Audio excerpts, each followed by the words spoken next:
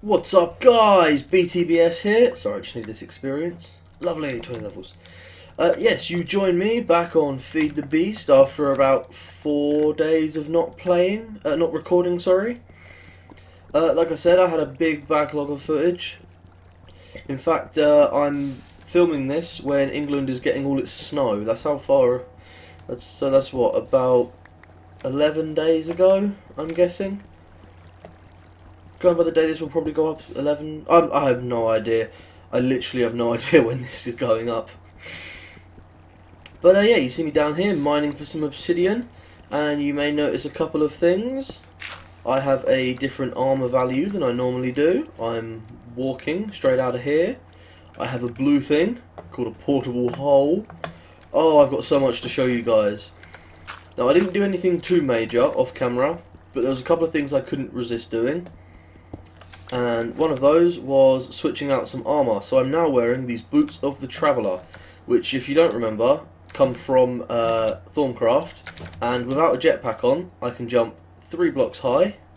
Let me just jump out of this hole here. So yeah, I can jump 3 blocks high. I can walk up single blocks instead of half blocks, and I can sprint a lot faster. So these, so useful. Also, you can move a lot faster in water with them. Munch on some steak. Nom nom nom nom.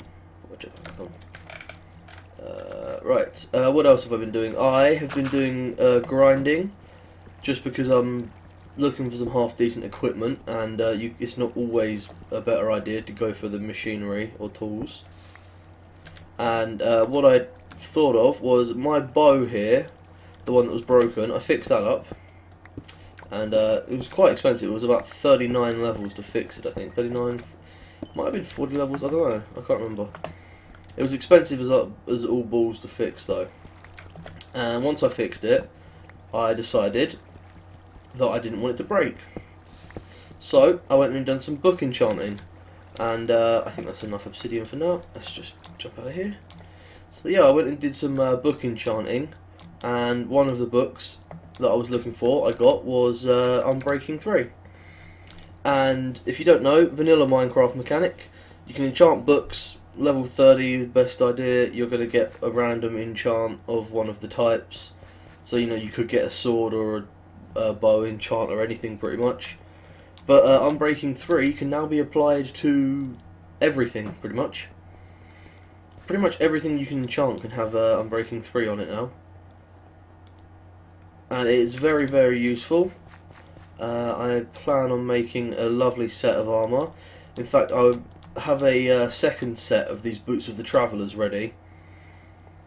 What I need is a Feather Falling 4 book.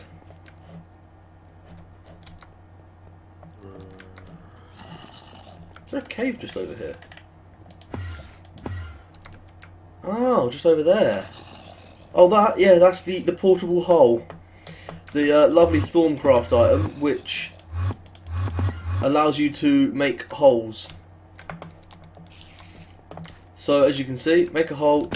Oh no, trapped. That was not good. Just be careful because you can get locked in your own holes. Right, where am I? This leads to the skeleton one. Alright, so I'm back up my base.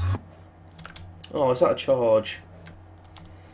In the old version of Thorncraft, the portable hole just had durability, and now it uses Vis instead.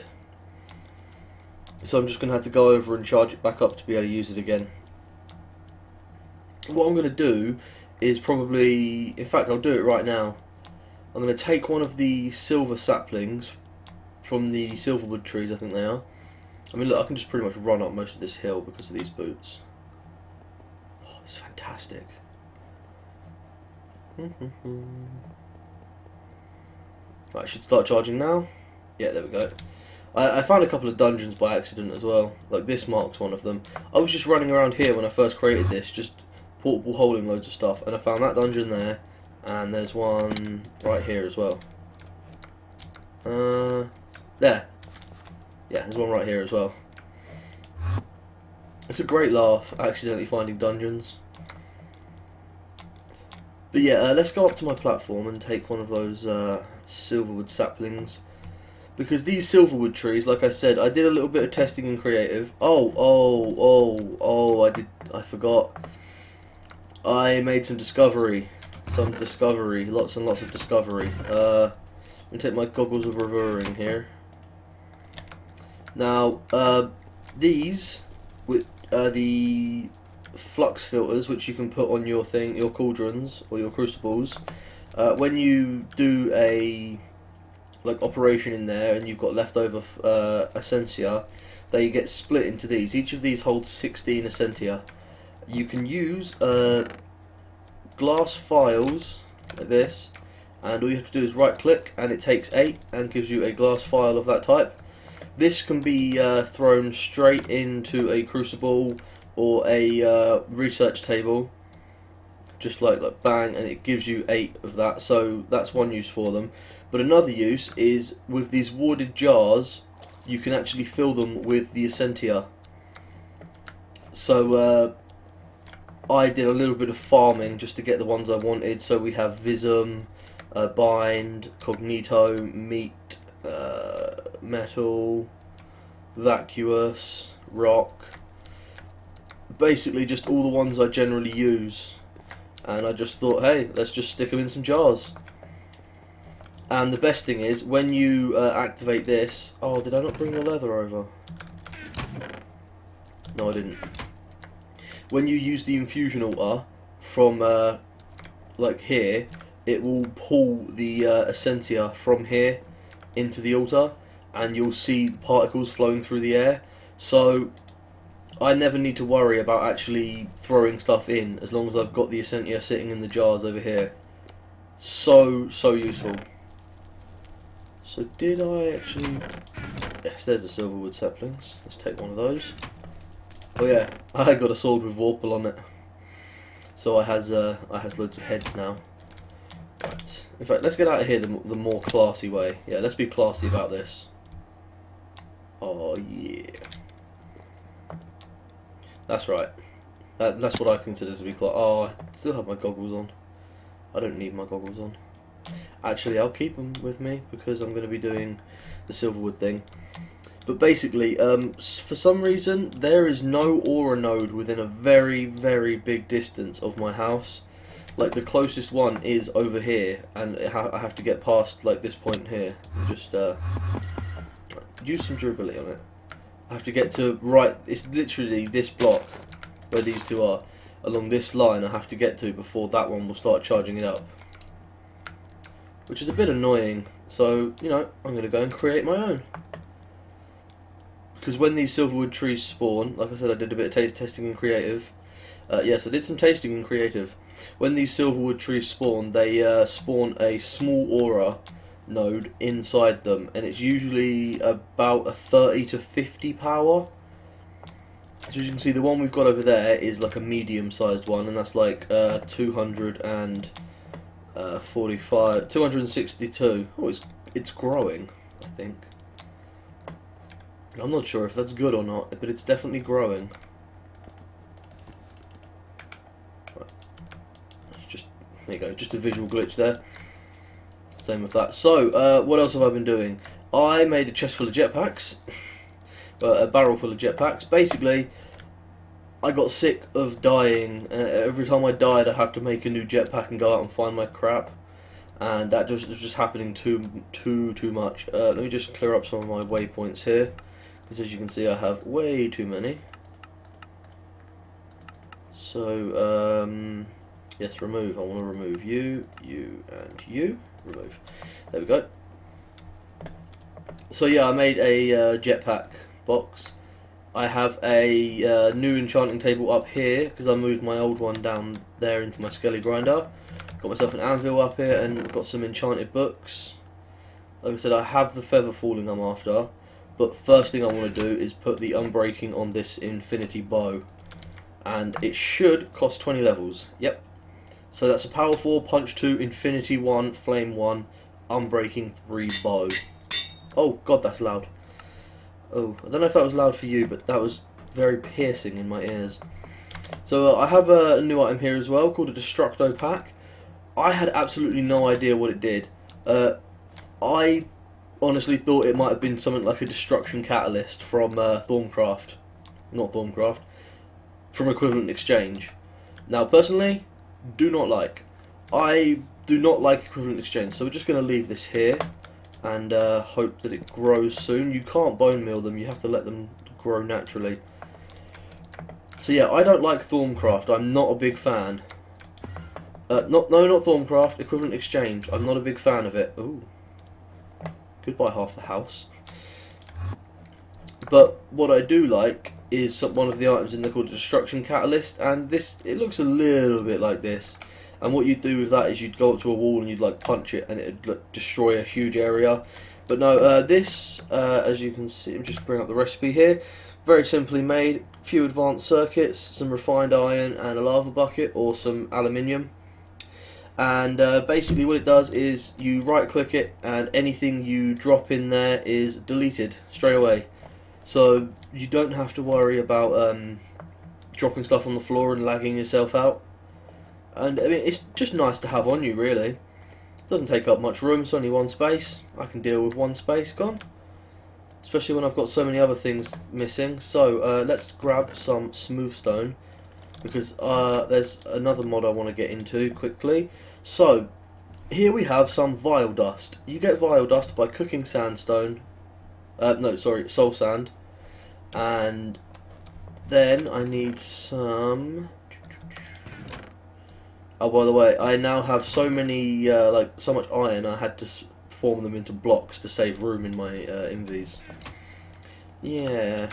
So what you do is you mix your vile dust with glowstone to get this corrupted essence. And corrupted essence is rather useful. If we just look at what you can do with it here, you can make a soul forge. Now these items are from the soul shards mod. And this soul forge is the soul shards version of a furnace. You use corrupted essence to cook stuff. And what are we going to cook? Well, what else are we going to cook? It's got to be some diamond.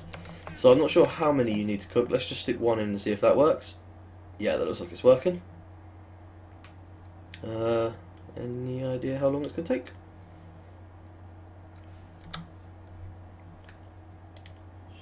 Just have a quick look. Yeah, so there you go. You can use the soul forge with the corrupted essence to cook various things. So you can cook stone brick into nether brick, cobblestone into netherrack. You can cook a gold ingot into a corrupted ingot, which can actually be used to make some cool stuff like the vile sword, which is the only sword that can receive a certain enchant to do with the soul shards mod. Now 1 diamond should get us 3 soul shards. We can cook gold ore into corrupted, we can cook iron into corrupted fragments. Okay, so, oh here we go, it's finally starting to cook. Now it does take an extremely long time apparently, so I actually might need some more vile fuel in there. Yeah, let's take half a stack. Just slap that in there quickly. So yes, the soul shards mod, you may have seen it in other people's let's plays if you watch, or you may have heard about it.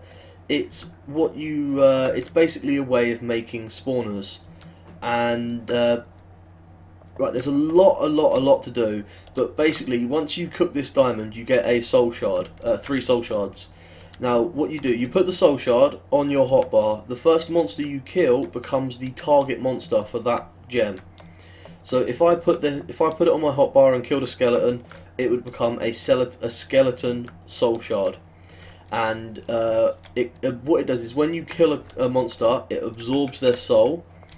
And it can absorb up to 1024 souls, and it uses the binary leaping system. So the level, and there's 5 separate levels. So the top level is 1024, the 4th level is 512, the 3rd level is 256, the 2nd level is 128, and the level 1 soul shard is just 64. And what there's a couple of things you can do. So for every 1 monster you kill, you gain 1 soul, unless you make a vile sword and enchant it. You can get the Soul Stealer enchant, which for every level you have gives you an extra soul. So level 5 will give you 6 souls per kill, that sort of thing. And once you've got the gem to the level you want, the soul shard to the level you want, you can turn it into a spawner. And let's just see, do we have any sitting around? No, okay. So to turn it into a spawner, you need some iron bars. Like this, and then you craft these iron bars just like this into a cage shape, and this gives you a soul cage. Now the soul cage actually does look pretty cool. It's a bit odd because you can't see the opposite side of the cage through itself, but come on, that looks pretty damn cool. And once you've right, so if you want to yeah, so the soul shard is what actually, the soul cage, sorry, is what becomes the actual spawner once you're ready to like actually make it a spawner. So I'm just going to get 2, why not? Because they look quite nice for decoration as well. I mean, look at that. I wouldn't mind them for decoration. They're a bit expensive for decoration, but they're cool. So, with the different levels of the soul shard spawners, you get different things. So generally, the higher the level, the more mobs will spawn at any one time. Holy crap, that's still going. Yeah, the higher the level, the more mobs will spawn at any one time, and the more often they will spawn. So, a level 5 spawner will spawn, I think it's 5 every time it spawns, and they will spawn, I think it's like a third of a second apart or something. So I have no idea how many corrupt essence we're going to need. I'm just going to chuck a bunch in there, and I'm going to cook some gold afterwards as well. So just enough to get a couple of vile swords.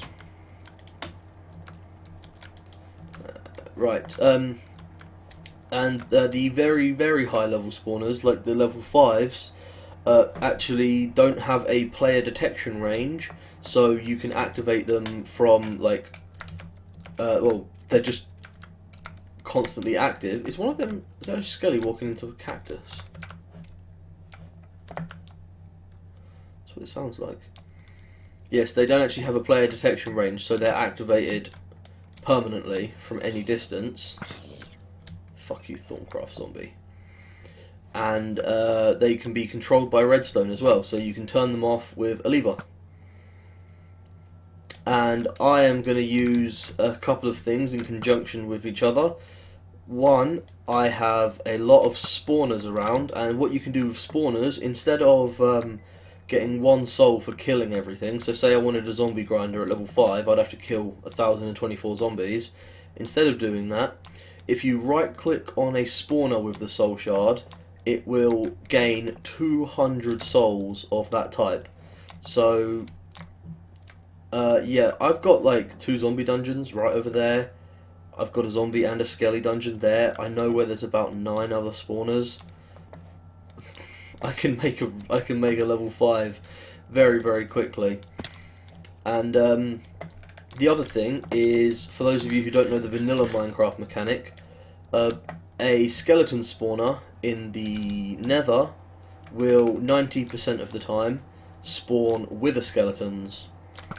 And I need a couple of wither skellies for their nether stars. I want to make me a very nice powerful wand of the Thermitage, or Thermage, whatever it's called. I don't trust bats anymore. And yeah, so I think what I'm going to do is probably start up a skeleton, like a level 5 skeleton farm, and it's going to be super fast and efficient. And it's going to get me 30 levels in absolutely no time, and it's also, oh, I missed him, going to get me, gotcha you bastard, it's also going to get me all the wither skulls I could need for my wither needs. There's quite a few things in this mod that actually use the nether star. Let me just have a quick search here. Nether star, there it is. So you got your basic beacon. You've got well, an end game item there. You've got the miniature black hole, which I need to make a portal gun. Hint, hint. Portal gun. You've got a nuclear information reader, and yeah, that is what it looks like. That is 8 nether stars and the dragon egg in a crafting recipe. Now I don't know if I'll even use this, but I guarantee you I'm making this. This is the Holy Planks of Sengir, Smite 10. And as you know, an item without durability uses its enchant infinitely.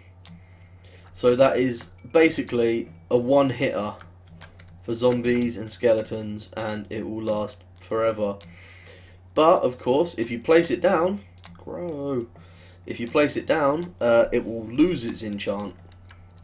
So that's not very good. So, you know, just make sure you don't go placing it down. Come on! This Soulforge is so slow. Oh, I'm getting old.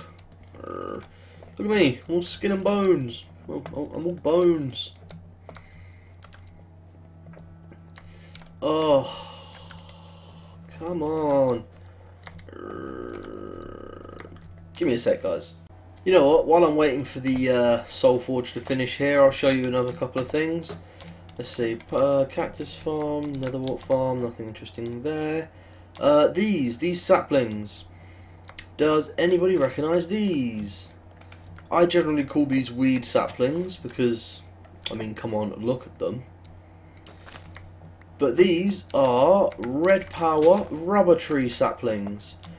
Yes, if anybody has played red power in the past, they will remember the giant looming trees, taller than ones such as fir trees, and like 9 times as wide. These trees were so wide, they were like cities. In fact, I once played on a server where we built an entire city in one. I don't have any of them like just around here to show you, which is a shame because they are so awesome. And the proper ones are actually rubber trees. In fact, I can show you. I've got some wood in my base, and the rubber wood functions exactly the same as normal rubber wood does from Industrial Craft 2, and it can be like centrifuged, it can be cooked and extracted, whatever you want, except from the fact that if you craft it straight away, it just turns into a bunch of sticks. But yeah, 3x3 here, that is the size of the tree. It's the only tree that I know of, apart from the legendary oak, which is also a red power thing, which is basically the exact same tree, but it's an oak tree instead of a rubber tree. It's basically the only tree that is a 3x3. And I went on an expedition, sorry.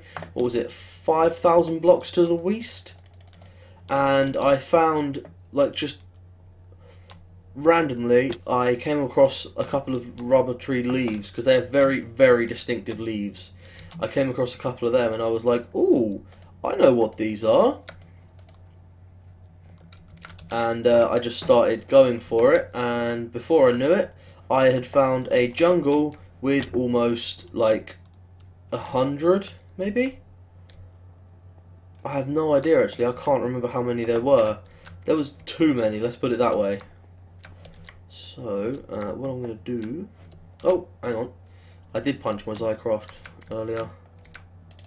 Put that back in there. I need some power in my portable hull for what I'm planning on doing right now. So I'm just going to have to run over here quickly, because that damn silverwood tree ain't growing. To be fair, when I did it in my creative world, I placed down like 1,000 saplings, and of course by the time I'd finished, some had already grown. So really I didn't have to wait for them to grow. Up the hill. In fact, yeah, there's 2 spawners around here, and I want to find out... Portable hole, lovely. I want to find out if clicking on a spawner actually like deletes or damages the spawner in any way? That's what I want to know. So let's grab a soul shard here and find out. No? Oh, maybe it has to be turned into a zombie one first. Okay, let's get some zombies spawning over there, shall we? Come on, you know you want to. Come on, don't test me. Spawn. So, just by killing him, there you go, this is now a zombie soul shard. By the looks of it. Yep, zombie tier 0 killed 1. So if we click on that, oh, okay, it does break the spawner. Good thing I didn't take this straight into my grinder to do that then, isn't it? Very good thing. So we'll just jump up here. Right, so I'm just going to need a few skellies. I mean, instead of just, what I might just do is, so this is already a tier 3 with 400 zombies. Well, 400 souls collected, which is pretty damn awesome, to be fair. But, I mean, yeah, fair enough, it broke the spawner. I was expecting it to, that's why I was testing. Come on! My world just refuses to render in. F3A. There we go. I did just see a whole bunch of mine shafts around there, which I'm planning on avoiding. I know there's plenty of mine shafts around, and I mean, I could actually go and... Ooh! I could turn one of these soul shards into a cave spider, and I could click on 5 spawners, probably without even moving my feet, because they're that close under my base. Ooh, very interesting. But I think probably the best thing to do is, I've got a zombie one, what I'll do is I'll make a skeleton one, and I'll just sit at my grinder for a little bit, killing a few skellies, and when I get sick of doing that, I'll go hunting and find all the other dungeons. Because, I mean, if we look at my waypoint list here, Skelly Dungeon, let's turn that on. Skelly Spawner, SS, that's what that is. All the spawners, more spawners. Zombie Dungeon there. Skelly Dungeon, Zombie Dungeon. These are just ones I've found through going through the world. Skelly and Skelly and Zombie Dungeon again. And Thoom Dungeon as well. The Thorncraft dungeons are very unique. I mean, look at these. Some of these are really close. The Thorncraft dungeons are quite unique at the fact they have 2 spawners in them, and the spawners they have are always a skelly and a zombie, but it also has usually a large aura node in there. And I mean, if I remember, I'll show you guys later on. Actually, you know what? Fuck normal torches. Right, for a while now, I've been wanting to upgrade from normal torches to something better, and I finally have decided what. Let me just dump that stuff out of there. Lovely. I have decided what. Well, I've discovered what I can upgrade to that is better than normal. No, need the jetpack on. Don't need that on. Right, let's charge this jetpack up quickly. So yes, I've discovered what I can upgrade my torches to that is better than normal torches. And I mean, it is just a type of torch, but it's better than normal torches. Cut there. I move too fast with these boots on. Ooh, corrupted ingots, lovely. I will keep these. Was there anything? No, just that. I'm just going to keep this soul forge here for now because it looks really cool. I do like the look of that. Just going to stick these corrupted ingots in my chest here. Stick my diamonds away in there. I might as well keep the soul cages on me, why the hell not? I only need the 1 arrow for this bow, so you can go bye-byes. I'm not going to need a 3rd soul shard, but I'll keep it on me anyway, just because I like to always keep loads of stuff on me. I'm going to need some kind of sword. Smite knockback, that'll do, especially if I'm going to be killing zombies and skellies. Let's just dump that soul shard in there, take the water bucket with me. I'm going to need a pick, because my drill never lasts long enough, and the portable hole. Right, Yes, upgrading torches. I just had to really think hard then. I don't like to edit these videos too much, so we're going to use sulfur. And with the sulfur, we're going to need a bunch of sticks, obviously, because we're making torches. So I'm probably just going to take like most of the wood I've got and convert it to sticks. Shit, right, like that. Yep. And if you just right click, it crafts a stack if possible, or as much as possible, which is useful. So just stick these in a project table that's not being used. Here we go. And the first thing we're going to do is make sulfur torches. Now these sulfur torches are oh god, I've got a lot of them. Right, just like normal torches. I think they might be a little bit brighter. Let's find out. Doesn't look like it. I think the sulfur torches are just the same as normal torches. But what you can do with a sulfur torch is get rid of a couple of them because I have far too many. As you can use this useless aluminium. This aluminium has one use, and exactly one use only, which is to make these sulfur torches.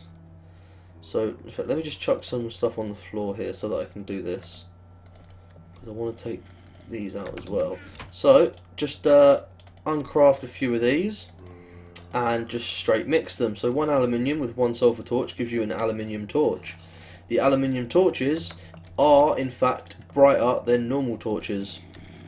The aluminium torches are as bright as a block of glowstone, so light level 15 I think it is. And being that bright means they are better than normal torches, just straight up better. So, oh wow, I did not have as much aluminium as I thought. Okay, looks like this one is going to have to stay pretty full for a while. Just craft some of these. I keep doing this, right. I do that all the time. Right, when you're using a project table, be sure to put all your items back in. Oh, it's raining, that's why I heard an Enderman teleport. Fucking Enderman, I hate them guys. Right, so these are aluminium. That was sulfur.